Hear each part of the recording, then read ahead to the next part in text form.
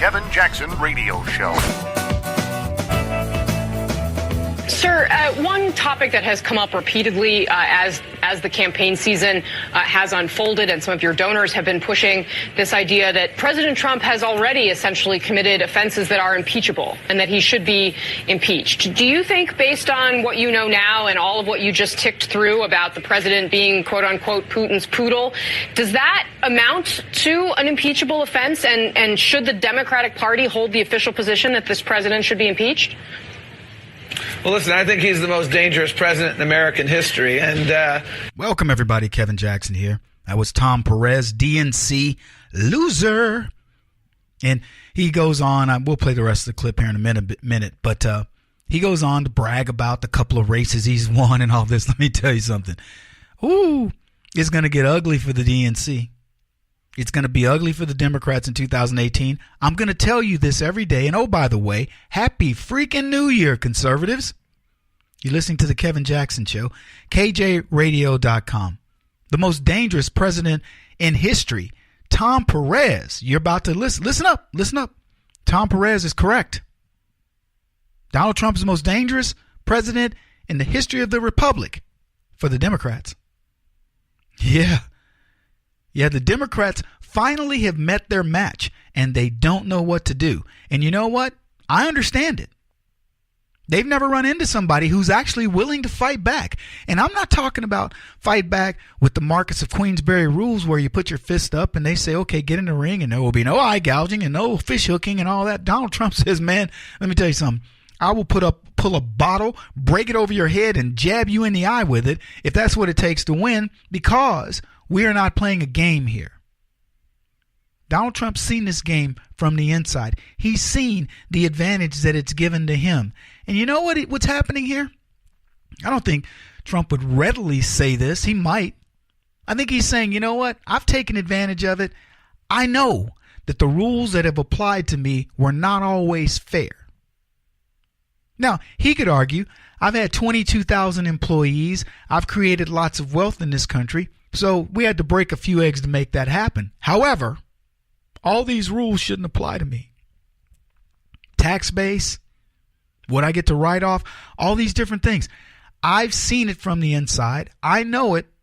You know, I had to build myself up, and I've been knocked down a time or two. But at the end of the day, you know who's really penalized? All of you.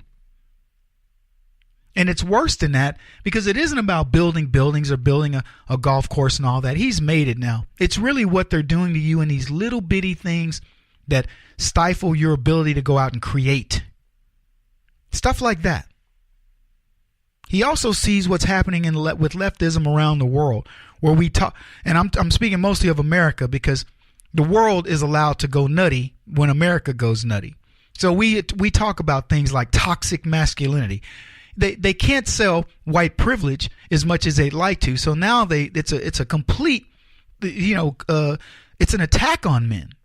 To call it anything less would just be disingenuous. It's an attack on men, specifically white men, but men in general.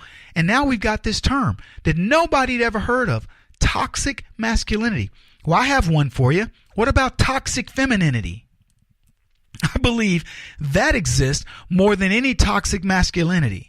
At least in America. There may be toxic masculinity in the Middle East. I'll give you that, ladies. You want to go over there, you want to put on your vagina heads and outfits, and you want to go protest some of these imams and all these people that don't believe women are worthy of their time of the day. They're just there to be tools of men. You can go talk about toxic masculinity all you want. But in America, there is no such thing. That's just the facts. And I know that the left hates hearing this because it's somebody speaking truth to them. If you're a woman in America and you want to blame a man and you go, I can't get ahead because some man stopped me, you're a loser. It's the same with black folks. It's the same with any supposedly downtrodden group in this country. If you can't get over in this country, you are worthless. You are wasting space, wasting air, and you should just go get on welfare in Europe. I don't care. But don't be blaming us.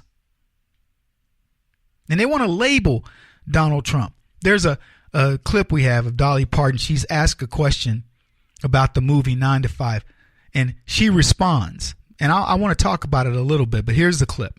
I'm not being political. I don't do politics. I'm not getting into any of that because I have a lot of fans out there and I don't want to offend anybody. And besides, I just don't get into that. And so if you are deciding you may want to ask me something more serious, don't, because I'm not going to answer it. Fair warning. Okay. I'm not going to. I might still ask. Well, you can ask, but I might still tell you where to put it if I don't know where you got it. Now, the lead into that was the sexist, egotistical, lying, hypocritical bigot portrayed so effectively in that movie by actor Dabney Coleman hasn't exactly disappeared from culture. We have a president of the United States who said the things on that bus, Wright said, attempting to lure Parton. This is the person who's interviewing Dolly Parton, who's calling the president of the United States a sexist, egotistical, lying, hypocritical bigot, which is what Jane Fonda said during the show, 9 to 5. And Dolly Parton says, I'm not going for that. Now, I know she didn't say it outright, but I would venture to tell you Dolly Parton has seen her bit of sexist, egotistical, lying, hypocritical bigots, and Donald Trump is not one of them. But she just refrained from answering the question in general. But here's the thing. The questioner is undoubtedly implying that that's what Trump is. I don't know about you, and Donald Trump can take care of himself, but I'm sick of these guys. I'm sick of people trying to paint people in a vein just because they think it's going to be good for their base. If you want to ask legitimate questions, hey, listen, Dolly, you've seen, you made the movie, obviously. Do you find the president to be this way? Or have you run into these types of people? Let her be able to tell you, and she probably would answer, well, of course, I'm in country music, a young, attractive woman. You would think I'd have my share of that. No question about it. Just out of curiosity, Dolly, do you think the president might fall in that? Well, some women may believe that. I don't tend to talk about things like that, whatever. But he tried to lead her. And this is what I talk about the left. They don't want you to think about it. They want to tell you. This is who he is. Yeah. They're not fooling us. And what's funny is they think they are. They think they're really slick. They believe themselves to be smarter than we are. And they're not. And I'm glad Dolly Parton didn't go for it. We're talking about a lot of things. Accountability. Here's what the press hasn't held itself to. A higher standard. Accountability. Here's what the left never holds itself to. A higher standard and accountability. But we do. This is the Kevin Jackson Radio Show. Do you owe back taxes to the IRS or state? The secret to avoiding the IRS nightmare is to seek professional representation. My friends at Security Tax Associates provide the most cost-effective and ethical representation in the industry while helping to avoid seizures, levies, and wage garnishments. Security Tax Associates is here to ensure that the appropriate steps are taken to permanently eliminate any possibility of future tax burdens once and for all. For a free, no-obligation consultation, contact Security Tax Associates, 844-779-4177. That's 844-779-4177. 844-779-4177. Or visit them at securitytaxassociates.com.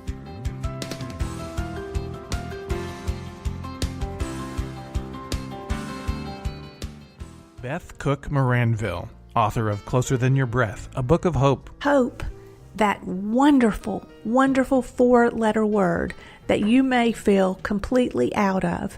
I wrote this book to give you great hope. It's not too late. If fetal position is an all too familiar place for you, I understand. If the next 60 seconds are too long, this book is for you. Wherever you are right now, whether you're dealing with divorce or death or sickness, take hope. You are going to make it through this pain. Don't roll your eyes. I've walked this road and I know it. The best is yet to come. Closer Than Your Breath, a book of hope from author and speaker Beth Cook Moranville. Can be found on Amazon.com or Kindle.com. For more information, visit closerthanYourBreath.com or on Facebook at Closer Than Your Breath.